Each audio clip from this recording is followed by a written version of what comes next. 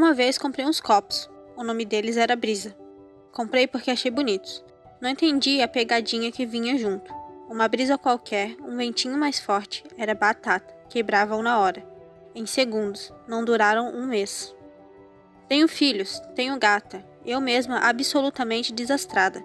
Para minha casa só servem aqueles que caem, rolam pelo chão e nem trincam. Passei a comprar outra marca. Outro nome. Pois o Borderline é um copo brisa. Sua borda é frágil, de pouca resistência. Uma frustração de leve ele quebra, e a angústia vaza toda. Essa é a dor das pessoas com essa questão. Se sentem frágeis, à flor da pele. E são mesmo.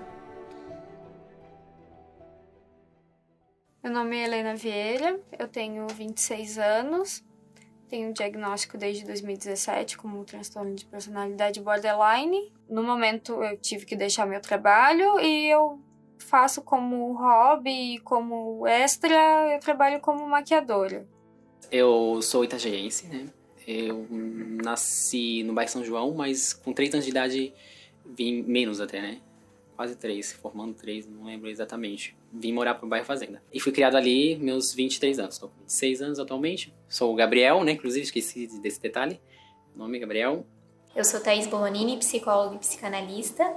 Eu sou docente também no curso de psicologia aqui na Univale, coordeno a Clínica Escola de Psicologia e trabalho no programa de acolhimento à saúde mental dos estudantes, o Acolher. A gente vem percebendo, principalmente no programa Acolher, uma alta demanda de casos do transtorno de personalidade borderline. Ele é um transtorno novo, na verdade, não novo de acontecimento, mas de conhecimento do público. Pouco tempo atrás se falava muito mais de transtorno de bipolaridade, né, que também é um transtorno de personalidade, mas era muito mais popular conhecer esse do que o borderline. E o que a gente pode perceber? O borderline, ele é um sujeito que vem de uma alegria contagiante que pode se transformar em pouquíssimo tempo numa tristeza profunda, em um piscar de olhos, uma pisada de bola, esse humor alterna de uma forma muito rápida. Então, a gente costuma falar que vai de um amor intenso a um ódio em frações de segundo, assim. Tudo a gente consegue perceber que vai de reações impulsivas e, aparentemente, para quem vê de fora, muito desproporcionais. Então, um sentimento de controle em relação ao meio, e quando algo foge desse controle, tudo se traduz em gritos, em socos, em autoagressões, e depois vem um medo de abandono, um medo de sofrer alguma punição por isso, né, porque tem uma dor, um vazio muito grande que dificilmente a pessoa sente que é preenchido.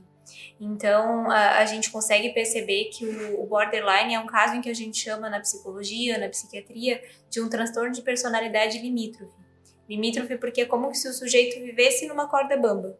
E nessa corda bamba, a gente tenta manter ele mais para o lado da estabilidade do que para esse lado onde ele pode estar correndo risco de vida, porque a maioria das pessoas que sofrem desse transtorno acabam tendo ideias suicidas, fazendo abuso de substâncias, tendo agressões físicas contra a si mesmos, né, automutilações, e essa montanha-russa emocional faz com que a gente tenha uma dificuldade de controlar os impulsos nesse sujeito, que funciona numa base do tudo ou nada, né? Eu tive meu diagnóstico como borderline e depressão na minha primeira consulta. O meu diagnóstico, ele foi como borderline, ele foi jogado para mim. O meu médico, ele não me explicou o que era o borderline, eu saí de lá sem entender. Tanto é que agora, o meu diagnóstico foi em 2017 e agora que eu fui entender exatamente o que é o borderline. Meu primeiro pensamento foi, nossa, eu vou ficar assim pra sempre, eu nunca vou melhorar, porque o que foi falado pra mim foi, o borderline não tem cura, ele tem tratamento. E quando eu procurei ajuda, eu tava procurando uma cura, eu não quero viver à base de remédio e tratamento pro resto da minha vida. Eu queria viver uma vida normal como todo mundo. O meu diagnóstico foi bem conturbado, assim. É até difícil lembrar, assim. Eu consigo fazer uma linha do tempo na minha cabeça, assim, mas explicar é muito complicado, né? Porque é uma coisa você e você, né? Mas ninguém. Então, iniciou com uma indicação de psicólogo de uma colega. Ele fez um acompanhamento bem profissional, assim, comigo. Só que eu acho que, não sei, assim, ele me assustou um pouco. Ou eu estava assustado, né? Não sei se se fui eu, mas ele me diagnosticou com um outro diagnóstico, né, que foi satírise. E eu neguei, fiquei numa negação bem forte, e tentei procurar uma segunda opinião de um profissional pra ver se era isso mesmo, porque foi o que me recomendaram. Uma segunda opinião, não falar nada, como se fosse a primeira vez. E continuei num acompanhamento maior. Durou mais pra sair um diagnóstico. Então daí eu vi que, opa, então talvez não seja isso, né? Tentei não chegar lá já com, eu tenho isso, e não tentei esconder, né? Falar assim, eu tô aqui, eu tenho isso. Daí fomos trabalhando, muitas coisas pra trabalhar, meu Deus. Assim, dá pra trabalhar a vida inteira, uma vida de 100 anos, dá pra trabalhar tudo que a gente precisa trabalhar, né? Até que chegou o diagnóstico, né? Que o diagnóstico ele chega bem gradual, né? Que ele vai trabalhando com bastante...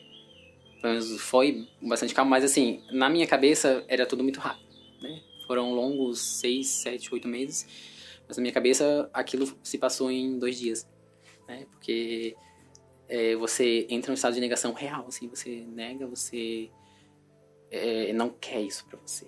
Você não entende, porque você realmente não entende. Eu só fui ouvir falar disso ali, naquele momento, assim, a palavra estranha, que eu fui pesquisar em casa e tal. Então foi tudo muito conturbado, eu não consigo criar uma linha cronológica perfeita assim, na minha cabeça, mas teve muitos outros eventos que agregaram, assim, então estava iniciando faculdade, iniciando terceiro período, então é tudo muito difícil de explicar.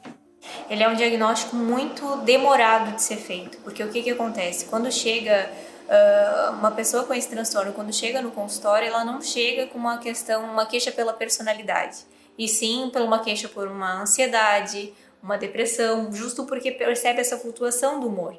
Então a pessoa chega com essa queixa, muitas vezes se trata por anos essas queixas, e vai se percebendo que aquilo só não basta, porque tu tá tratando a ansiedade, tá tratando a depressão, e ainda assim tu não vê a pessoa chegar no nível assim de um equilíbrio. A gente costuma falar que um paciente de 18 anos para mais, é aí sim que a gente começa a fechar diagnósticos, não para rotular, né, jamais para rotular e fazer com que esse sujeito fique carimbado com diagnóstico, mas sim para melhorar a qualidade de vida dele, né, fazendo um tratamento adequado, seja na psicoterapia ou seja no tratamento medicamentoso, porque dependendo do medicamento que se dá, controla-se impulsos, então a pessoa vai passar a não ter mais tantos episódios de autoagressão, de tentativa de suicídio.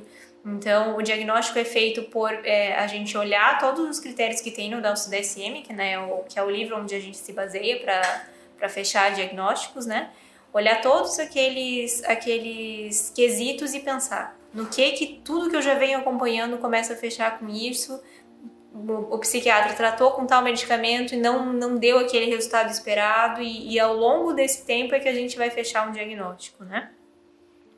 Mesmo antes do diagnóstico, nas profissões, eu não conseguia me empenhar como as outras pessoas, eu acabava não tendo bom desempenho, eu levava as coisas muito pro lado pessoal, então isso acabava me atrapalhando no lado profissional.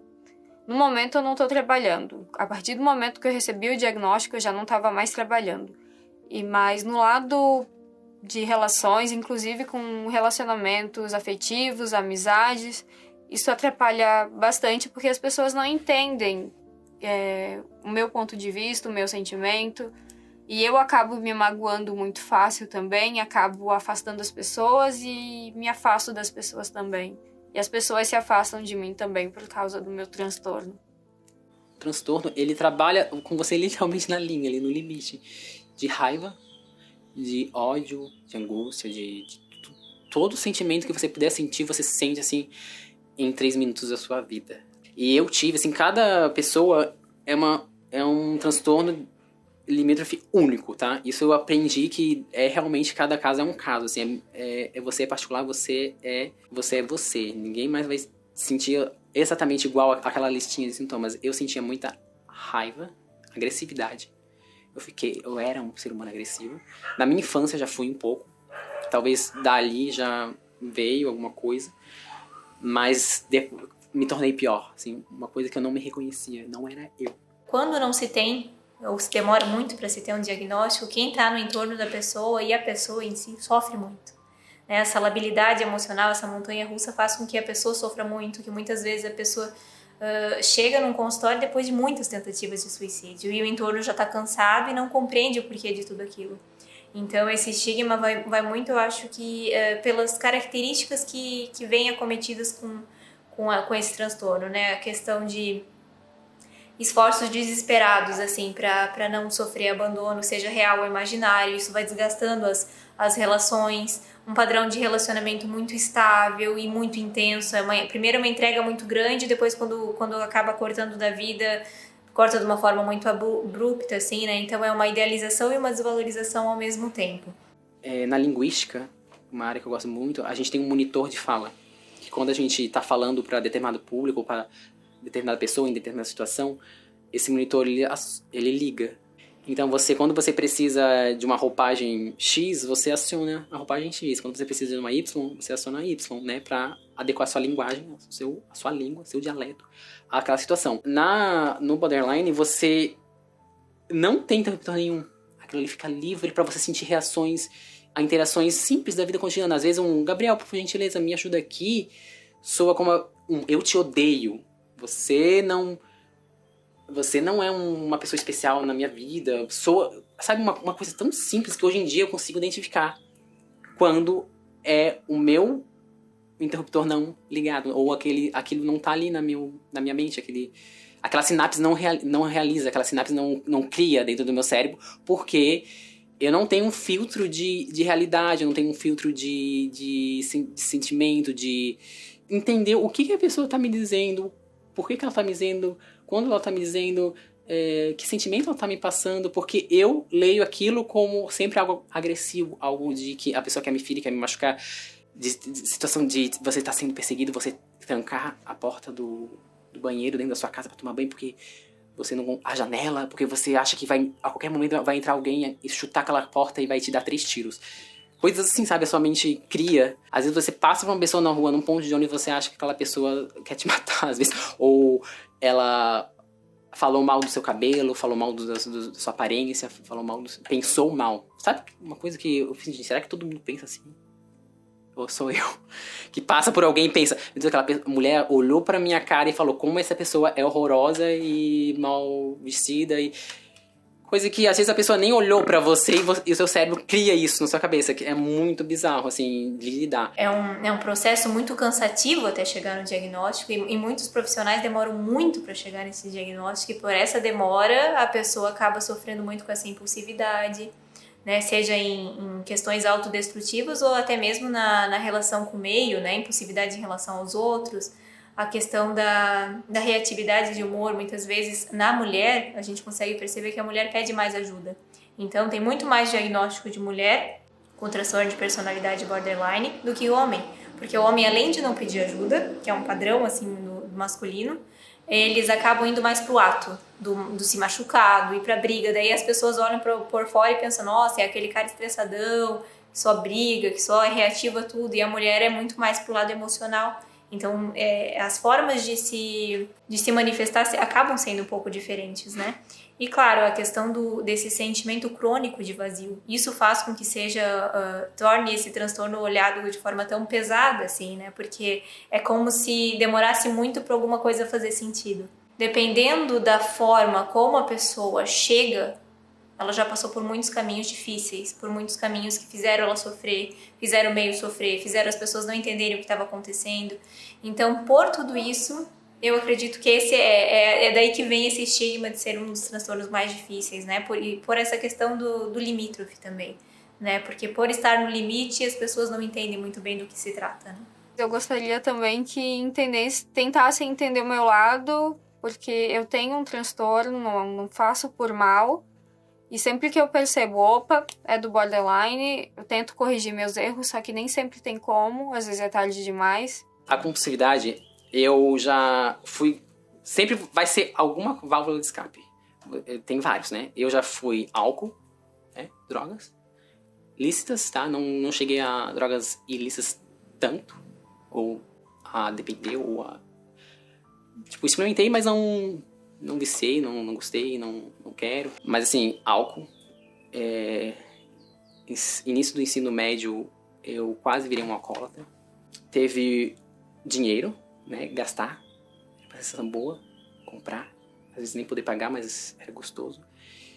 E sexo, que foi o pior, que me destruiu muito mesmo, assim. Então, destruiu eu e meus relacionamentos, tanto com amigos e amorosos. Eu costumo falar que o medicamento ele costuma aliviar os sintomas depressivos, a agressividade, o perfeccionismo exagerado, e ele é muito importante quando tem mais algum outro transtorno associado. Por exemplo, assim, além do transtorno de personalidade, há sim um diagnóstico de uma depressão, de um transtorno de ansiedade generalizado. Então, sim, serve muito para ter uma qualidade de vida no sujeito, ter a questão medicamentosa. Mas eu penso que a questão, assim, da terapia é um processo para a gente encarar, assim, para a vida inteira. Porque essa flutuação de humor, embora ela esteja controlada, muitas vezes o sujeito que está acometido por esse transtorno, ele não vai conseguir enxergar a situação com um olhar, digamos assim, mais limpo do contexto. E ele precisa desse alguém de fora que vai falar, não, mas não foi bem assim. Né? Essa relação que tu tá levando a ferro e fogo não precisa ser olhada dessa forma. Essa pessoa não queria se prejudicar, ou vamos olhar essa situação de um outro jeito, né? Minha tentativa de suicídio em 2017. Eu tava mal por várias coisas, mas a gota d'água foi que eu não consegui fazer um trabalho da faculdade. Hoje eu vejo que, tipo, é uma coisa super banal. Eu não consegui fazer um trabalho que era super simples e eu tive que ser socorrida pelo SAMU e tal. Tomei vários comprimidos e às vezes que eu acabei me cortando também por impulso mesmo. Hoje eu tento cobrir com tatuagens e tal. Tô tentando um recomeço pra minha vida. Eu consegui tirar vários preconceitos, que eu mesmo tinha preconceitos dentro do borderline.